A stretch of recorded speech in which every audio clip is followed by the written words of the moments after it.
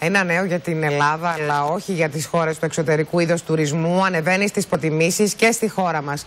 Ο αλλιευτικός τουρισμός, δηλαδή περιηγήσεις με αλλιευτικά σκάφη κάθε είδους και ψάρεμα με διάφορους τρόπους, γίνεται πλέον προσιτό σε Έλληνες και ξένους με ένα κλικ στον υπολογιστή.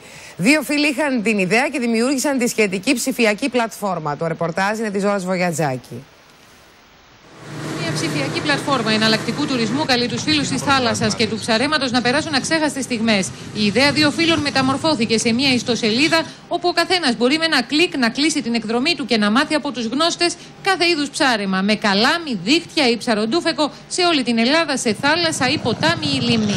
Το μόνο που χρειάζεται να πάρει μαζί του είναι την καλή του διάθεση, αφού τον εξοπλισμό και ό,τι χρειάζεται διαθέτουν οι συνεργάτες του fishingtrip.eu. Έχουμε πελάτες αυτή τη στιγμή κυρίως από την Ευρώπη.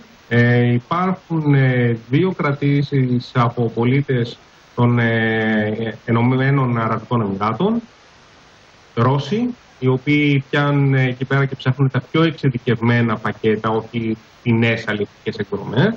Αν και χώρα με παράδοση στην αλληλεία, οι δύο φίλοι μάλλον επένδυσαν σε ένα παρθένο χώρο αυτόν του αλλιευτικού τουρισμού. Ένα είδος τουρισμού που μπορεί να φέρει ξένους τουρίστες στην Ελλάδα όλο το χρόνο, αλλά και να μοιήσει τους Έλληνες σε ένα διαφορετικό είδος αναψυχής. Συνήθως είναι άνθρωποι που δεν έχουν το χρόνο και λόγω δουλειάς κοιτάνε να ξεσκάσουν κάποια μέρα η οποία θα είναι ελεύθερη με μια περιήγηση που μπορεί να συνδυαστεί με ένα ψάρεμα.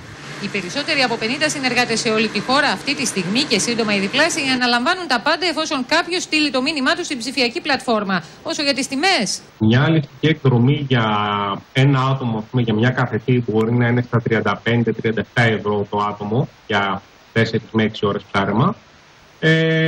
Φυσικά ανεβαίνει και φτάνει μέχρι και τα 1.500-2.000 ευρώ την αλλιευτική εκδρομή για μια παρέα 6 ή 8 ατόμων για 8 ώρες περίπου ψάρεμα. Οι διοργανωτές που συμμετέχουν μπορεί να είναι επαγγελματίες αλληλείς με άδεια τουριστικής αλληλείας, εταιρείες με ενοικιαζόμενα σκάφη αναψυχής και καγιάκ, ιδιωτικά σκάφη αναψυχής άνω των 7 μέτρων, σχολές ελεύθερης κατάδυσης ή εκπαιδευτές ψαροντούφεκου.